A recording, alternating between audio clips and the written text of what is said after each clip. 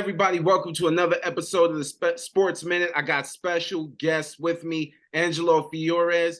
We're going to talk USFL championship as we're just a few days away now from the big game, probably the biggest game of the summer, in my opinion.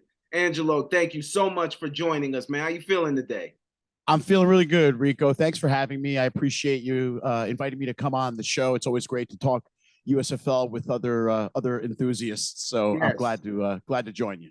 Yes, thank you. I appreciate you joining. We met at a Maulers game a couple of weeks ago, and I wanted to get together and do this. I've been thinking about this since we talked about it. So yeah, week 7, I think we talked. Yes, definitely. So now that we finally able to get together, that means a lot, and I appreciate you joining the show. You're welcome. Thank you. Okay, first question: number one offense in the league versus the number one defense in the league.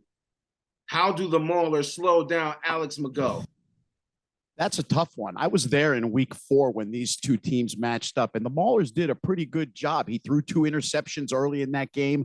McGough did, and it took their offense a while to get on track. In fact, I'm not even sure they fully got on track that day, but I got to tell you, McGough put on a clinic that night. There's one play in particular, Rico. They had a goal-to-go situation from the 10-yard line of Pittsburgh. And McGough scrambled around for about 22 seconds. I timed it, dodging 3 different sacks, avoiding a couple other defenders, and then firing a touchdown. I mean, that's something that you cannot coach against. You can only try your best to contain. And the Maulers, if you look at the tape, did a fantastic job of containing him and not allowing him to take off past the scrimmage line. But the coverage guys, they were sucking wind. They had their hands on their knees at the end of that play after McGough fired the touchdown pass. So how do they stop him? You don't stop him. You hope to contain him. They contained him. Last time around, they held the Stallions offense to 17 points. The other touchdown came on the kick return late in the game. So Pittsburgh did about as well as you can hope to contain the Birmingham offense last time out. If they can perform the same way they did 4 weeks ago, they'll be in this game at the end like they were the first time.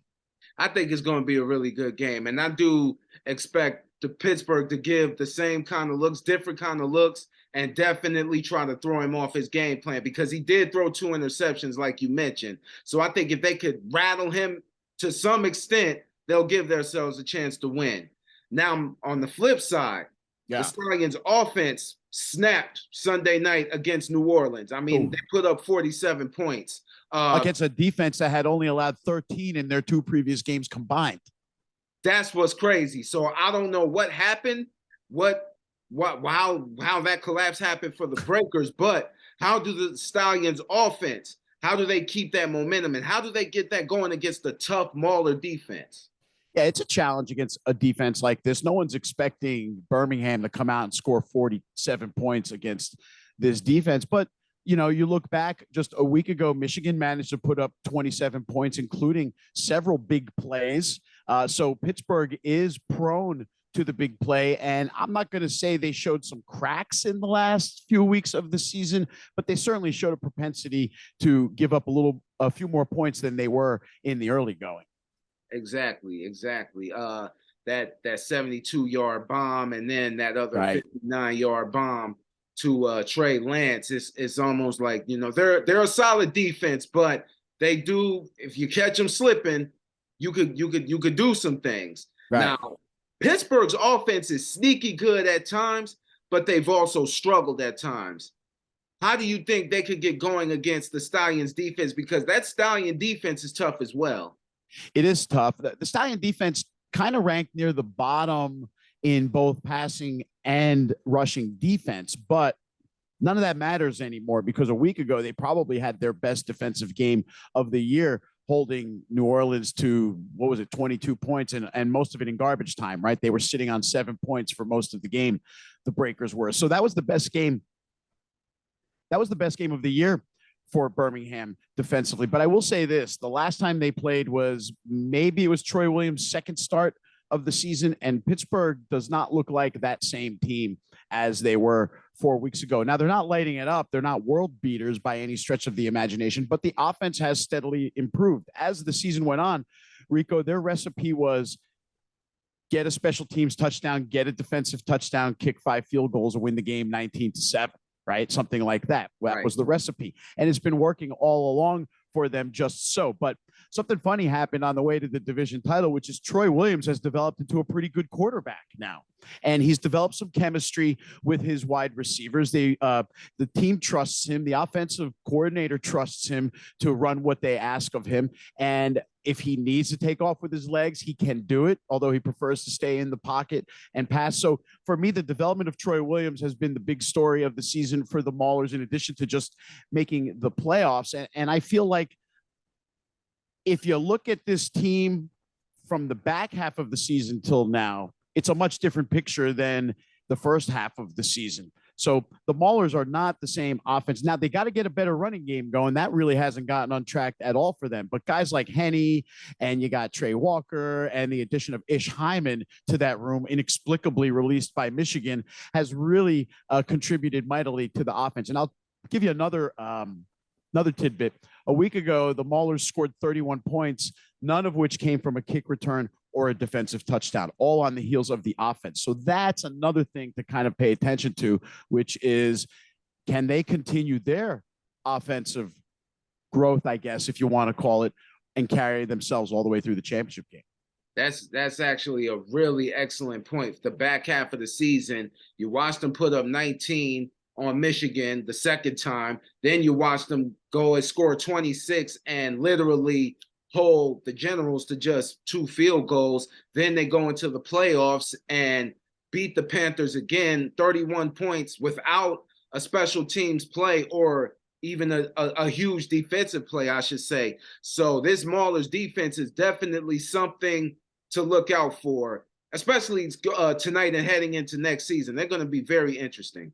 Yeah, I think that their offense has gotten better. It's a serviceable offense now, and it's one that you can at least come to expect them to string some drives together, whereas earlier in the year they weren't really able to do those kinds of things, and they were kicking a lot of longer field goals as a way to get through games on the scoreboard. But again, they've evolved, they've gotten better, they've stuck with Troy Williams, they haven't yanked him around. Once they gave him the job, he has stayed under center, and except for the Memphis game, they've been in every single game. And we were saying along the way, boy, if they could just score one more touchdown than they've been doing, they'll be a really dangerous team. Well, here we are.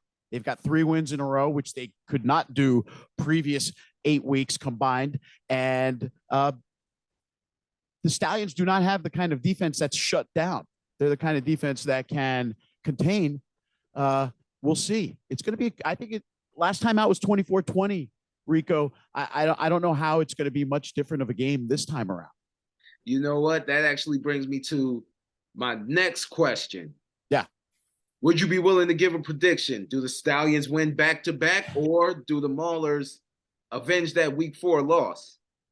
I got to tell you, I felt really bad for the Maulers that night when they lost that game after the kickoff return as an answer to the field goal that gave Pittsburgh the lead in the fourth quarter of that game.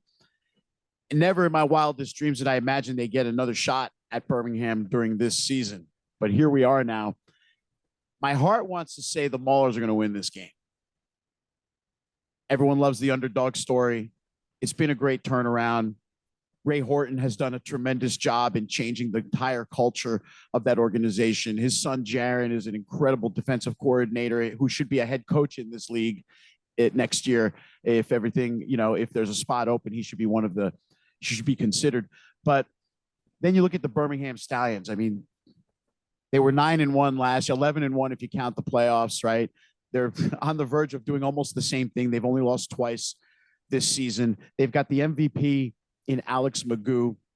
They've got a running game that, while taking a while to get on track in the early part of the season, has really gotten going in the last few weeks. They've got special teams excellence all around, the return game, the field goal kicking. Their punter was even all USFL. This team has it all going on in all. Their coaching staff is tops in the league as far as I'm concerned. No one does a better job than Skip Holtz at having his team ready every single season. So my prediction is going to be, we are going to see a game very similar to week 4, where 1 or 2 big plays is going to separate these two teams. Birmingham has the greater explosiveness, while Pittsburgh has the ability to shut them down. but I'm going to go with Birmingham. Maybe a late field goal by Mr. All-Bramatic Brandon Aubrey, 27-24. That's a good prediction. I know the Maulers are the underdog. I'm not sure what the spread is or anything. 6.5. Okay, 6.5 is the spread. Okay. I'm gonna, you know what? It's tough. This is legitimately tough. It's tough because the Stallions have been probably, exact like you said, probably the best team all season long. Two seasons. The last 2 years, actually. You're right. And it's hard to pick against that. Hard to pick against that. But I'm gonna do it anyway. I'm gonna go for it. I think the Maulers are gonna take it. I think the Maulers are gonna win by a field goal. I'm gonna say 24-21 Maulers. All right, I like it. I mean, that's as good a prediction as any other.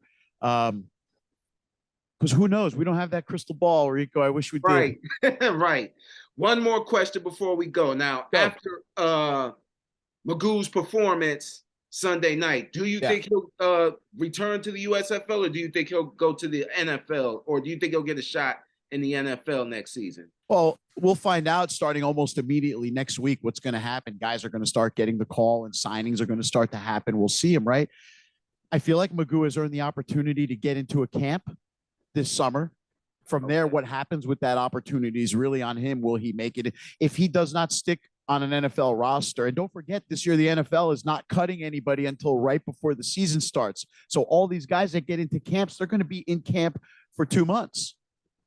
Right. So we won't know who's coming back of the guys that get invited to the NFL camps until after the NFL season kicks off and those players start to ponder what their futures are going to be and consider returning. So if Magoo sticks with the NFL, obviously he deserves the shot and he has the skills to land a backup job. I think he's better than most backups in the league. Don't you? Yeah, I agree. 100%. The way he went off Sunday night and all season, it's just been like, damn, this guy, the right opportunity and the right shot, he's gonna be solid.